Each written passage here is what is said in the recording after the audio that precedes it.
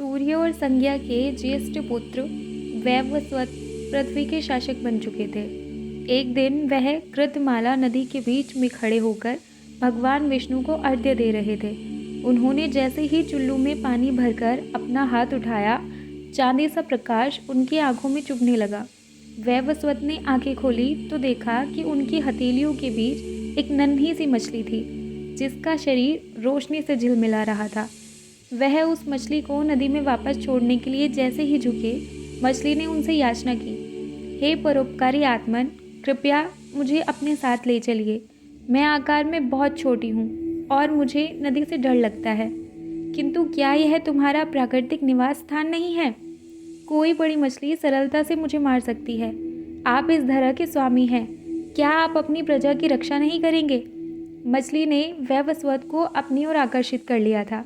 उन्होंने हामी भरी और कहा, मैं तुम्हें अपने साथ ले चलूँगा। क्या वह मेरे आकार के अनुरूप है? वैवस्वत मुस्कुराए।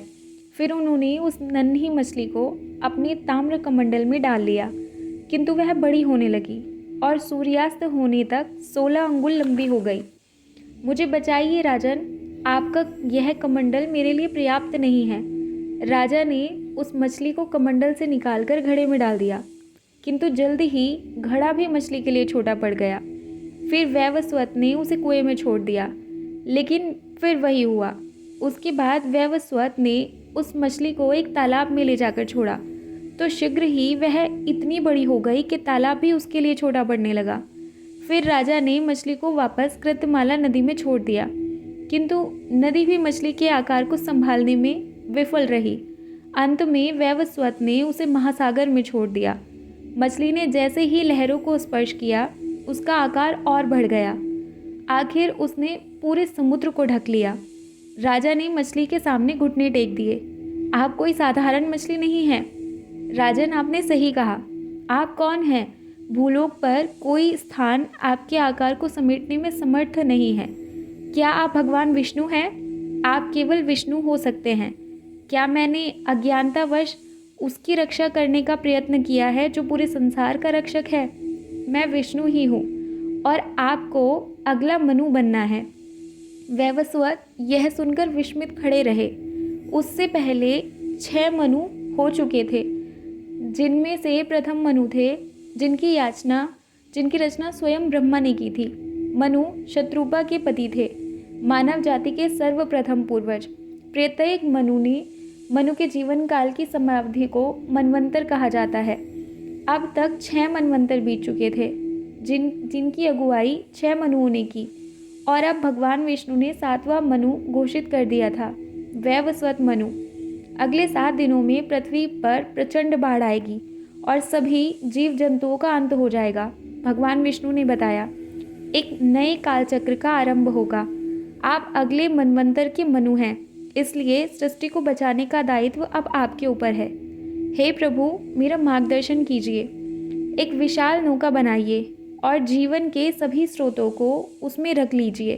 पौधे और अनाज, जड़ी बूटियाँ और दवाएं, फल और फूल, पशुओं के युगल, आपको सप्तऋषियों एवं अपनी पत्नी सहित अन्य मनुष्यों द्वारा लिखा समस्त ज्ञान भी उसके साथ रखना होगा। जब प्रलय आएगी तो मैं पुनः इसी अवतार में प्रकट होऊंगा। फिर आप उस नौका को मुझसे बांध दीजिए और तब मैं आपको एक सुरक्षित स्थान पर ले जाऊंगा। यह कहकर मछली अदृश्य हो गई। भूलोक पर भयंकर सूखा पड़ गया। सब कुछ ऐसे सूख गया मानो जल का अस्तित्व था ही नहीं। ऐसा लग रहा था जैसे किसी ने पृथ्वी से जीवन का तत्व चूस लिया हो, धरती से अमृत की हर बूंद छीनकर उसके रगों को सुखा दिया हो। जमीन में दरारें पड़ गई, मनुष्य दम तोड़ने लगे। जगत विशाल मरघट में बदल गया, जहाँ हरियाली का निशान तक नहीं था। सब निर्जीव हो गया। वैवस्वत की नौका के अतिरिक्त और कहीं जीवन के चिन्ह शेष नहीं बचे थे। 6 दिनों तक वे चुपचाप बैठे रहे। 7वां दिन किसी चीज़ ने मनुष्य की त्वचा को स्पर्श किया। जल की एक बूंद। वैवस्वत ने ऊपर आकाश की ओर देखा। काले बादल मंडरा रहे थे। वे विशाल वर्षा मेघ दूर दूर तक फैले हुए थे। वे सूर्य को भी जैसे गीला कर रहे थे। क्षितिज धुंधला पड़ गया। बिजली कड़कने लगी और बादल गड़गड़ाने लगे। हर क्षण के साथ उनकी आवाज़ तेज़ होती गई और आखिर में वर्षा शुरू हो गई। वर्षा की बूंदें ऐसे गिर रही थी मानो मेघ आंसू बहा रहे हो। उनके आंसू पहले से बड़े हो गए थे, जो अधिक संख्या में तथा तीव्र गति से बह रहे थे।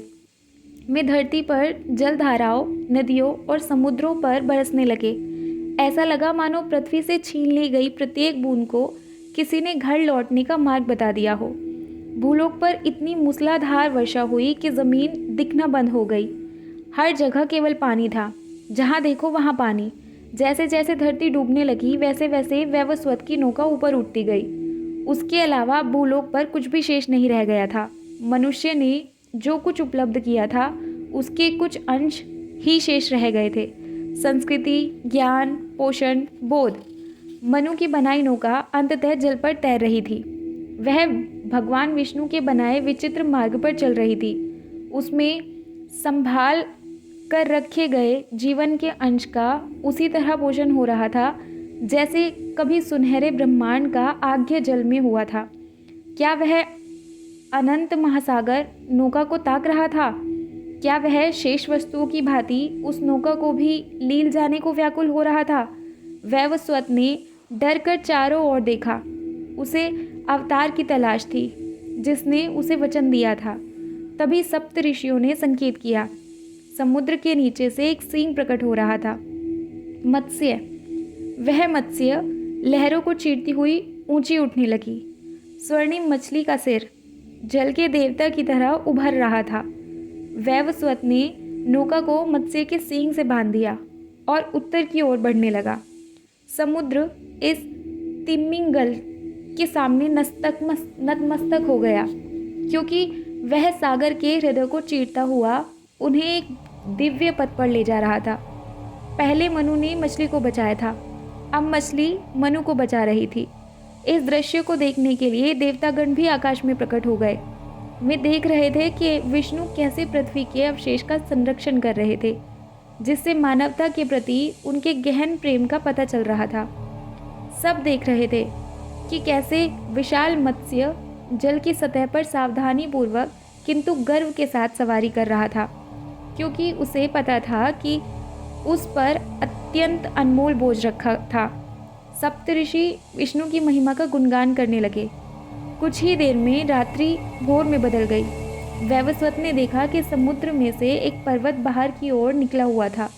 उसका हिमाच्छादित शिखर यह संकेत दे रहा था कि मत्स्य अवतार उन्हें हिमालय से बांधने जा रहा था। उन्होंने ज्यों ही भूमि पर पैर रखा, विष्णु ने वैवस्वत मनु को संबोधित किया। हे सूर्यपुत्र, आपसे गौरवशाली सूर्यवंश उत्पन्न होगा। अपने वंश को आगे बढ़ाइए और भूलोक को फिर से समृद्ध कीजिए। आपने जिस तरह मुझे मछली के रूप में सुरक्षित रखा था, उसी तरह ऐसे समाज का निर्माण कीजिए जो सभी की रक्षा कर सके। मत्स्य अवतार ने मनु को आशीर्वाद दिया। सप्तऋषि क्षितिज के सामने खड़े थे। पक्षी नए घोंसले बनाने के लिए गीत गाने लगे।